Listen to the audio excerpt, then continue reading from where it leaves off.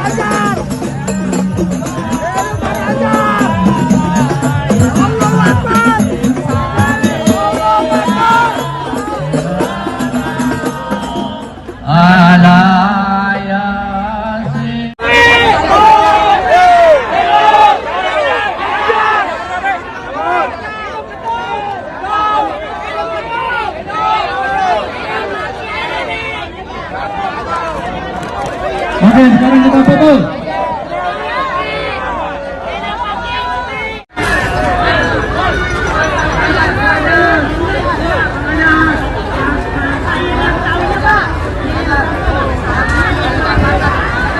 Sebentar, ternyata ada simulasi pencoblosan di Pak Mahfud ini. Silakan, silakan, kita minggir dulu. Ya, oke, yang nyoblos dari perwakilan. Ya, ya. Oh, Panglima, Panglimanya sini. Bismillahirrahmanirrahim. Oke, terima kasih. Baik, sekarang kita kopiahnya merah ini. Saya kok nggak punya kopiah merah ya ini ya.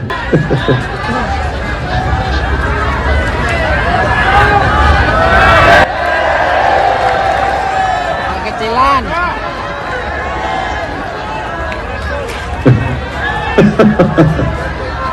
Assalamualaikum warahmatullahi wabarakatuh. Ada dari Betawi, kalau ada dari Madura. Tadi beliau bercerita kepada saya, Pak Ganjar, biasanya kami tabrakan, Pak. Tadi sangar aja, kami bawa golok sana, bawa celurit. Ini gara-gara Ganjar Mahfud, kami bersatu, Pak, katanya. Terima kasih, Bu. Terima kasih. Terima kasih. Kita angkat tangannya bareng-bareng. Bahwa persatuan ini tidak hanya dari suku Madura, dari suku Betawi, Jawa, Sumatera, Ambon, semua tidak, tapi seluruh Indonesia. Oke, terima kasih, terima kasih. Ganjar Mahfud. Saya pertama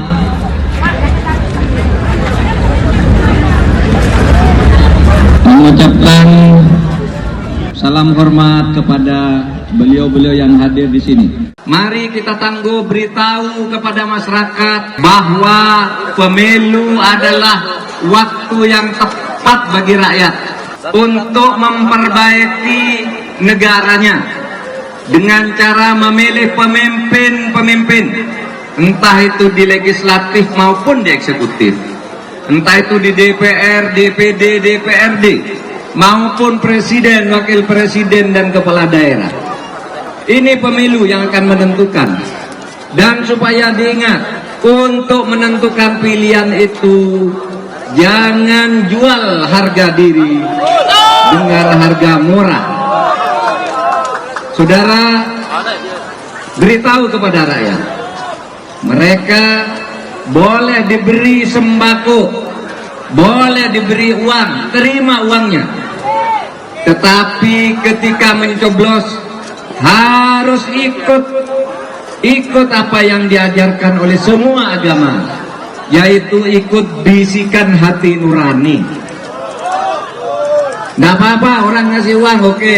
Nanti ketika dicoblosan di ruang pencoblosan, ikutlah bisikan hati nurani. Saya ingin memperbaiki negara ini. Saya ingin memperbaiki negara ini.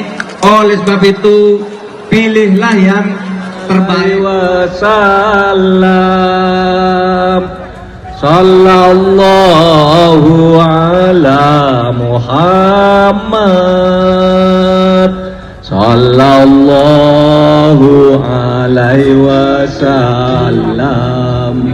Ayo semua. Sallallahu ala Muhammad. Sallallahu alaihi wasallam. Sallallahu ala Muhammad. Sallallahu alaihi wasallam. Ganjar Mahfud.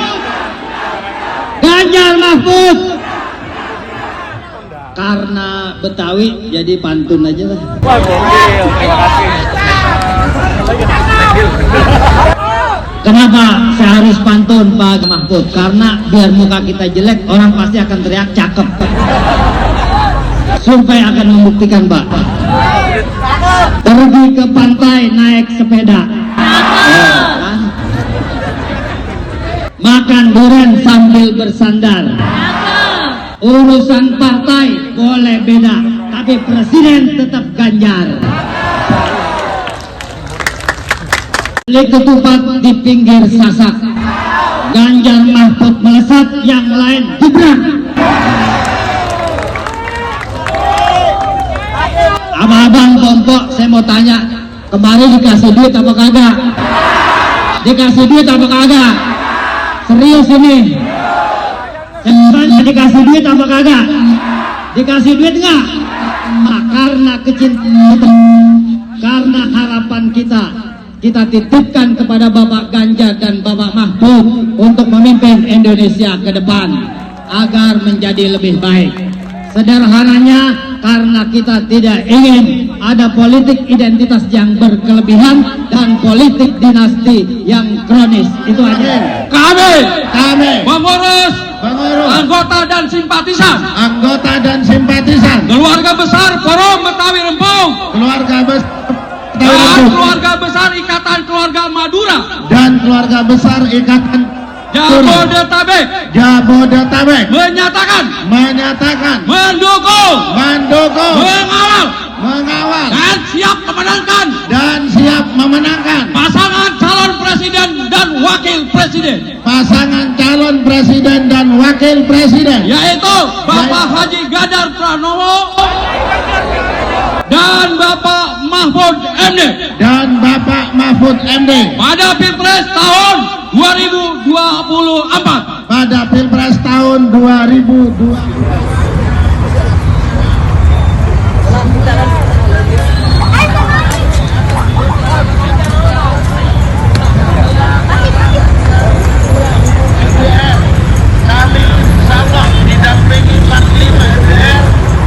Saya Islah Barawi terus terang merasa bahagia dan bangga atas penunjukan dari PDIP sebagai cawapresnya Pak Ganjar Pranowo kepada sesepuh saya dari Madura, Pak Mahfud MD.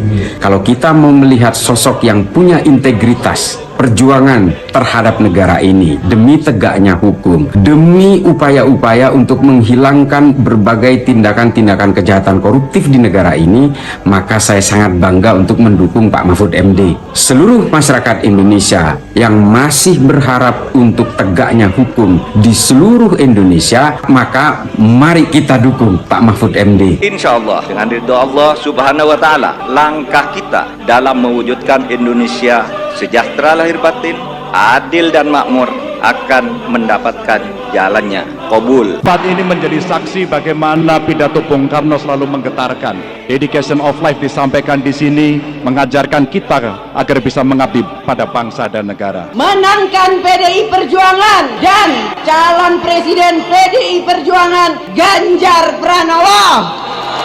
Bapak Ibu, itu tidak akan terwujud kalau kita tidak kompak. Maka pesan Bu Mega kepada kita semuanya, agar kita bisa bersatu, kita berdiri seteguh karang yang tetap tegar dalam gempuran-gempuran ombak sekeras apapun. Mohon doanya.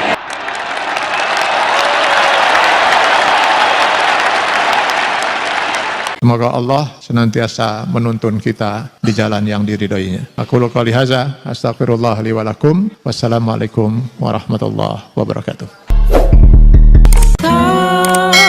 Terima kasih.